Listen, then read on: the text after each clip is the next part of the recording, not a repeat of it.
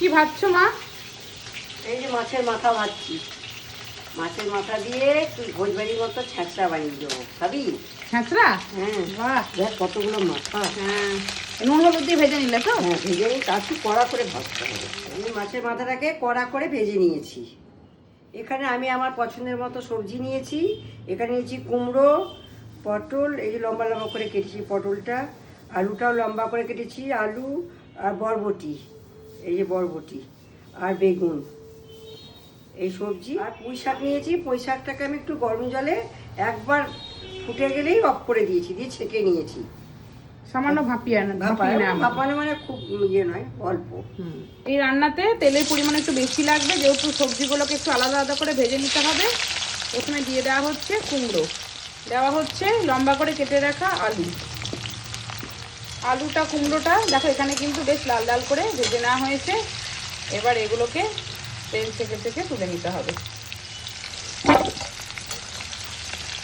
এইবার বাকি সবজিগুলোকেও ভেজে নেওয়া হবে। দেওয়া হলো পটল, বেগুন আর বরবটি, তিনটেকে একসাথে ভেজে নেওয়া হচ্ছে। তোমরা ইচ্ছা করলে আলাদা আলাদা করে ভাজতে পারো, আমাদের একসাথেই ভেজে নেওয়া হলো। আমার এই সবজিগুলো সমস্ত ভাজা হয়ে গেছে, একটু লাল লাল করেই ভেজেছি। এবার ওই তেলে দিয়ে দেওয়া হচ্ছে একটা শুকনো লঙ্কা আর 5 ফোড়ন। ফোড়নটা ভাজা হয়ে গেছে। এবার দিয়ে দিচ্ছি একটা মাঝারি সাইজের পেঁয়াজ কুচানো। এবার দিয়ে দিচ্ছি দুটো কাঁচা লঙ্কা, একটু ঝাল ঝাল ভালো লাগে। এটাকে একটু লাল লাল করে ভেজে নেব। পেঁয়াজটা এখানে লাল লাল করে ভাজা হয়ে গেছে। এবার দেওয়া হচ্ছে আদা বাটা, রসুন বাটা, বড় চামচের 1 চামচ করে আছে। এবার এই মশলাটাকে একটু কষিয়ে নিতে হবে। মশলাটা কিছুটা কষানো হয়ে গেছে। এবার দেওয়া হচ্ছে কিছু গুঁড়ো মশলা, আছে লঙ্কার গুঁড়ো, আর এখানে আছে একটু জিরের গুঁড়ো। দেওয়া হচ্ছে এখানে হলুদ গুঁড়ো, নুন আর মিষ্টি। এবার সামান্য জল দিয়ে মশলাটাকে একটু কষিয়ে নিতে হবে। আর এই ছ্যাঁচড়া একটু ঝালঝালি খেতে ভালো লাগে। অন্য খাবারে ঝাল কম খেলেও এটা কিন্তু আমরা একটু ঝালঝাল করে করছি। তোমরা যখন করবে একটু ঝালঝাল করেই করবে। এই ছ্যাঁচড়াটা কিন্তু অনুষ্ঠান বাড়ির মতোই হয়, যেভাবে আমি দেখাচ্ছি তোমরা এভাবে করে দেখবে, একদম পুরো অনুষ্ঠান বাড়ি। মশলাটা কষানো হয়ে গেছে। এবার একে একে সব সবজিগুলো দিয়ে দেবো।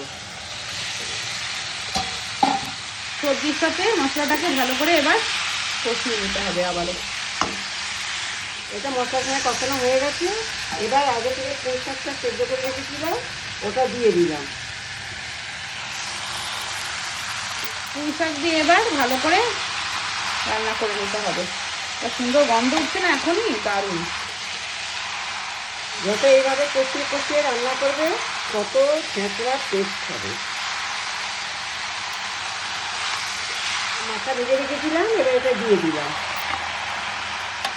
মাথা দিয়ে আবারও একটু ভালো করে রান্না করে নিতে হবে, মানে কষিয়ে কষিয়ে নিতে হবে। মাথাটা সেদ্ধ হওয়ার জন্যে একটুখানি জল দেবো, দিয়ে চাপা ঢাকা দেবো। একটু চাপা ঢাকা দিয়ে দিলাম। মা হয়ে গেছে, আমি একবার নেড়ে দিয়েছি। হ্যাঁ, মা মাঝে 2-1বার ঢাকনা খুলে খুলে নেড়ে দিচ্ছি, সেটা তোমাদের দেখায়নি। তোমরা তাই করবে, মাঝে মাঝে একবার করে খুলে খুলে নেড়ে নেড়ে নেবে। আমি 1 চামচ ময়দাকেও প্রত্যেকে ছড়িয়ে দিচ্ছি, এটা টাইট করার জন্য দিচ্ছি। আর একটু বেশ মাখো মাখো হবে, মাখো মাখো হবে আর টাইট থাকবে। এটা দিয়ে আবারও ভালো করে মিশিয়ে নেওয়া হচ্ছে। কি ভালো যে গন্ধ বেরোচ্ছে, তোমাদেরকে বলে বোঝাতে পারবো না। এখানে ময়দা দিয়ে ভালো করে মেশানো হয়ে গেছে। এবার দিয়ে দিচ্ছে নামানোর আগে 5 ফোড়নকে ড্রাই রোস্ট করে গুঁড়ো করে নেওয়া হয়েছে, সেটা এবার উপর থেকে দিয়ে দেওয়া হলো। অনেকে গরম মশলা দেয়, তবে গরম মশলা না দিয়ে মা এই 5 ফোড়ন গুঁড়োটা দেয়। তোমরা এইভাবে একবার, যারা করোনি 5 ফোড়ন গুঁড়ো দিয়ে, তারা একবার করে দেখো। আমার মতে এটা টেস্ট অনেক বেটার হয়। ছ্যাঁচড়া বলে 5 ফোড়ন। হ্যাঁ, খুবই ভালো হয় খেতে। মোটামুটি ছ্যাঁচড়া এখানে রেডি, একদম তৈরি হয়ে গেল একদম অনুষ্ঠান বাড়ির মতন ছ্যাঁচড়া। তোমরা এইভাবে ছ্যাঁচড়া বানিয়ে দেখো, খেতে দারুণ লাগে।